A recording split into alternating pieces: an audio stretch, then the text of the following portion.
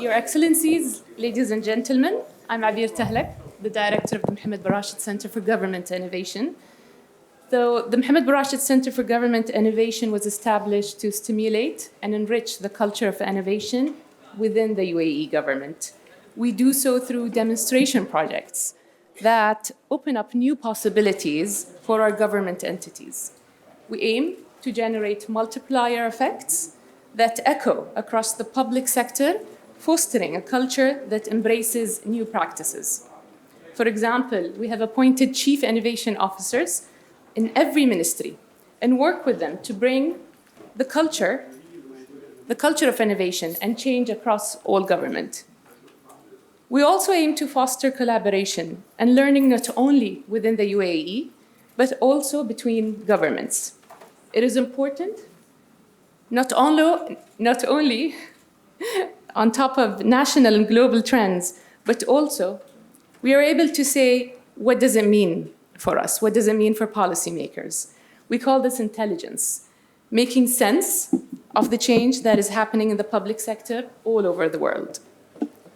It's in this spirit of generating intelligence for the global public good that we have been collaborating since 2016 with the OPSI team on a global call for government innovations, and we are delighted that so many governments contribute their cases and experiences with us.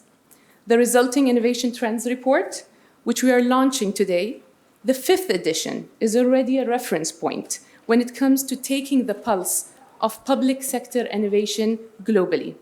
This year, we have received more than 1,000 cases from 94 different countries. To my knowledge, this is the biggest global horizon scanning exercise when it comes to public sector innovations.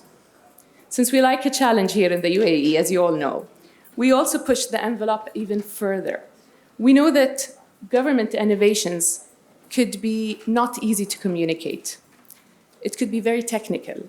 So this is why we, the Mohammed Barashid Center for Government Innovation, every year at the World Government Summit organize a curated pavilion, the Edge of Government, where we pair up government innovators and designers to create this interactive, compelling storytelling experiences that others and visitors could touch, could feel, could experience. We have 9 cases this year, several of which are already featured in this report, which I encourage you all to download. We always aim to create this emotional connection, not only intellectual, to inspire each other to be able to replicate those case studies, both locally here in the UAE and, of course, globally across the world. It is an enriching and fun learning experience. I encourage you all to visit if you haven't already. It's just next door here. Every year, we also select cases that we think that can have impact and award it at the Edge of Government Award. The cases and the criteria for those cases is novelty, replicability, and its impact, the real impact on people. We held the award ceremony earlier today, and I would want to congratulate Open Fisca for winning the Edge of Government Award this year. Let me thank again our partners, the OECD, and I'd like to invite Carlos Santiso from the OECD to tell us more about this year's report. Thank you.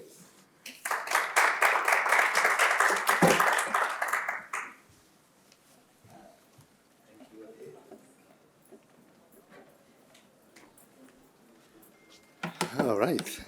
No, thank you very much, Habib, and Excellencies, ladies and gentlemen. It's really a privilege to be here with you. My name is Carlos Santiso. I head the Digital, Open and Innovative Government Division of the OECD, and really delighted to be again this year with you to discuss about how innovation can really help change people's life. And I think Abir's comments were really about these things, that innovation really is about people and changing their lives. And it's really also being a pleasure to be here to represent the OECD in this wonderful forum. And again, happy birthday. The 10th anniversary is a special one, both for couples married, but also for anybody, because it's you start to have two numbers, two digits. So it's a special birthday. And really the summit has really become, over the years, really a central place to think outside the box, to think the future that may happen or may not happen. And in these times of repeated continuous crises is I think, an important challenges. And we've seen multiple crises hitting us in the last couple of years, being a war, being a pandemic, being an energy crisis. And the capabilities of governments to respond to this crisis also depends on their abilities to foresee a future that may materialize or not, but actually to prepare for something that is unknown. And as Abir, as Kandi also emphasized, we're delighted from the OECD to have partnered with you, and in particular, the Mohammed bin Rashid Center for Government Innovation over the last 7 years already, in trying to scout for these innovations. And in the report that you'll see a lot of those cases. But I think rather than innovations per se, I think they are innovation changing people's lives. I think this repository of information that we've built together with the center over the years is really an app store of government solutions that are seeking new ways to look at problems. And I think one of the important messages we have in the report is that yes, we need to look at solutions out there and scout what innovations are there. But I think one of the key messages we have also in this year's call for innovation was also think again what your problem is. And you cannot find a solution if you don't really understand your problem first before looking a solution. And so we're quite excited by this effort to gather together insights from countries, both at the local and national levels, that are trying to look at new solutions to tackle what we call wicked problems or persistent problems. And I think one of the beauties of this exercise is that it's an exercise that is bottom up. We try to look at local realities and local innovations, and they're not often not tech-based solutions, and I'll come back to that, but really about how people are trying to solve the problems of citizens at the local level. And I think this year has been particularly useful because, as Abir was mentioning, it's the first time I think we go the 1,000 mark in terms of types of people really wanting to share their experiences of what has worked, what hasn't, and why. From 94 countries, which is also a big number. And what is also quite interesting in this call also has been, a lot coming from the local level. We often think that innovation happens at the national level, and actually a lot of innovation is happening at the local level, and not only in big cities, but also in small municipalities. And I think that's an important message. So these year's insights in global trends in government innovations are looking at some of these drivers and trends, and also results of these innovations. And there are four main areas that these insights are looking at. The first one is new forms of accountability in the digital age, and that's quite important. There's been a lot of discussion in this year's forum around new technologies, and in particular the power, the potential of artificial intelligence to change the ways governments think, act, and deliver services. But there's also some risks to be mitigated. And for example, we look at new forms of accountability around algorithm transparency and algorithm accountability that several governments, for example, in the UK, have started to develop standards, sometimes aligned with the OECD standards on artificial intelligence, but also the UNESCO standards. And there's a case, for example, you'll see of the government of the UK that is trying to set a common principles from the center of government on how ministries should deploy AI in an ethical, responsible, and effective way. And I think that's these new forms of accountability that we need to think about in this digital age. I think there was also a lot of cases around new forms of care, and that has been particularly important during the pandemic. And you'll see I think it's that part of the whole.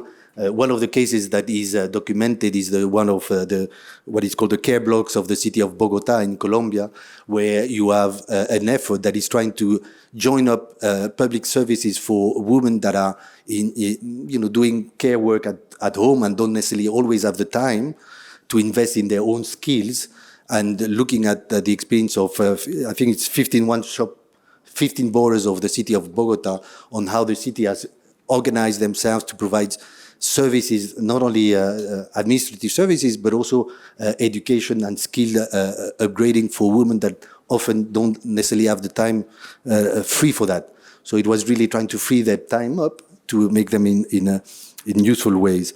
There's a third trend that is quite important in many countries is really how we connect to our communities at the local level, in particular, what defines our identity in a global world that is often digitalized.